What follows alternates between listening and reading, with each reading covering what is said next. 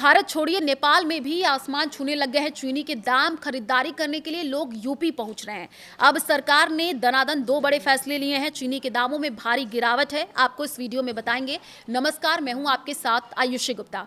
देखिए, भारत में चीनी के दाम लगातार बढ़ रहे हैं, लेकिन पड़ोसी देश नेपाल में चीनी उससे भी ज्यादा महंगी हो चुकी है।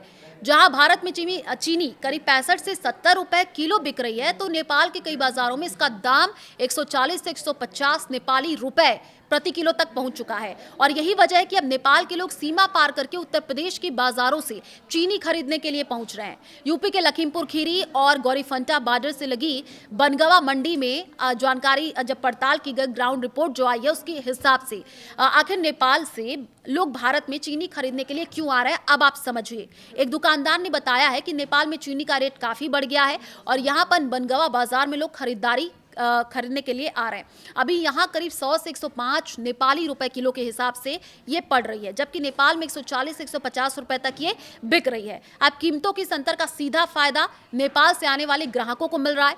1 किलो चीनी पर 30 से 40 नेपाली रुपए तक की बचत हो रही है और यही वजह है रोजमर्रा की जरूरत का सामान खरीदने के लिए लोग सीमा पार करके भारतीय बाजारों का रुख कर रहे हैं। चीनी खरीदने भारत आ रही नेपाली महिलाएं, नेपाल की एक महिला ग्राहक ने बताया है कि नेपाल में चीनी महंगी है, यहाँ से खरीदने पर सस्ती पड़ती है, इसलिए हम लोग यहाँ से ले जाते हैं।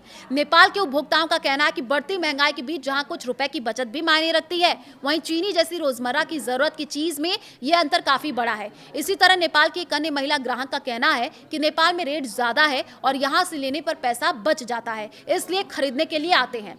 यूपी में नेपाल की तुलना में कीमतें काफी कम। वहीं स्थानीय व्यापारियों के मुताबिक नेपाल में बढ़ती कीमतों के बाद चीनी की बिक्री बढ़ी है। हालांकि अभी बाजार में किसी तरीके की कमी नहीं आई है, लेकिन पहले के मुकाबले नेपाली ग्राहकों की संख्या बढ़ी हुई दिखाई दे रही है। भारत नेपाल सीमा से लगे बनगवा बाजार में मौजूद धर्मेंद्र राजपूत ने यहां तक बताया कि यहां भारत में चीनी के दाम बढ़ने के बावजूद नेपाल की तुलना में कीमतें काफी कम है और यही वजह है कि नेपाल से लोग यहां पर खरीदारी करने के लिए पहुंच रहे हैं। फिलहाल 1 किलो चीनी पर 30 से 40 नेपाली रुपए तक की बचत नेपाली ग्राहकों को हो रही है और इसी ने सीमा पार खरीदारों को बढ़ावा दिया है। अब जो फैसले आए हैं आपको बता दें चीनी को लेकर के, वो भी आपको बता देते हैं। दनादन सरकार ने 2 बड़े फैसले लिए हैं।